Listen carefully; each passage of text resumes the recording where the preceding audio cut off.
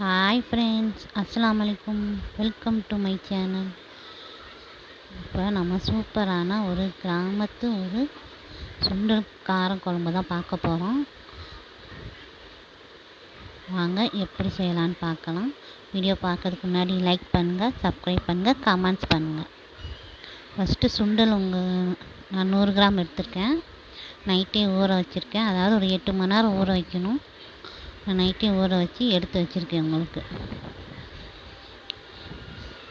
நான் கத்திரிக்காய் எடுத்திருக்கேன். நீங்கள் முருங்கைக்காவும் யூஸ் பண்ணிக்கலாம். புளி தேவையான அளவு, தேங்காய் ஒரு 3 பத்தை எடுத்திருக்கேன். ஃபஸ்ட்டு இதெல்லாம் அரைச்சி எடுத்துகிட்டு வந்துடலாமா. தக்காளி, வெங்காயம்.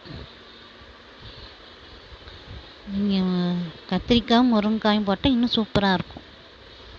தாளிக்க வெங்காயம், கருவேப்பிலை. வாங்க ஃபஸ்ட்டு இதெல்லாம் அரைச்சிட்டு வந்துடலாம். பாருங்கள், தக்காளி, தேங்காய் எல்லாம் அரைச்சி புளியும் கரைச்சி ஊற்றிட்டேன். தாளிக்கிறது கருவேப்பிலை, வெங்காயம், வெந்தயம், சீரகம், உப்பு தேவையான அளவு போட்டுக்கோங்க.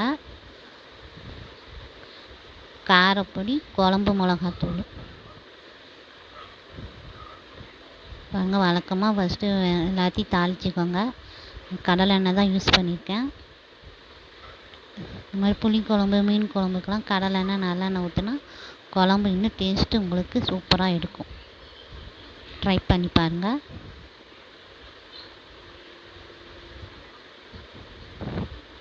நல்லா தாளித்த பின்னாடி தேங்காயை போட்டுருங்க. தேங்காய் அரைச்சி வச்சுருக்கோம்ல, அதை ஊற்றிடுங்க. ஊற்றின பின்னாடி மசாலா, தேவையான அளவு உப்பு. நான் இதுலேயே தேங்காயெலாம் அரைச்சி சுண்டல்லாம் இதிலே போட்டு ஒன்றா வச்சு 5 விசில் விட்டு இறக்கிடுறேன்.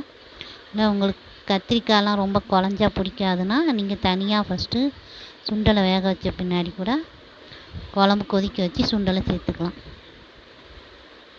இன்னும் இது இப்படி ஒன்றா சேர்த்து இது பண்ணால் உங்களுக்கு கேஸ் மிச்சமாகும், வேறு ஒன்றும் இல்லை.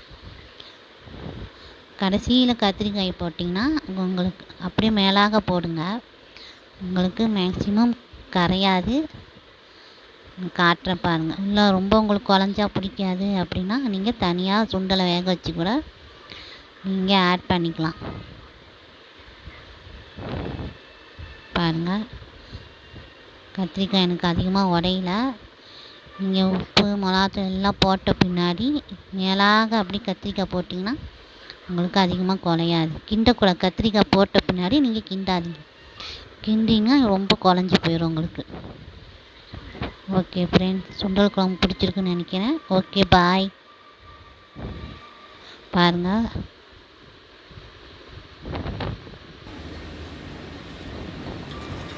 குக்கரில் இறக்குன பின்னாடி ஒரு 5 நிமிஷம் கொதிக்க வச்சு நீங்கள் இந்த மாதிரி சேவ் பண்ணுங்கள். உங்களுக்கு சூப்பராக வரும். ஓகே ஃப்ரெண்ட்ஸ், பாய்.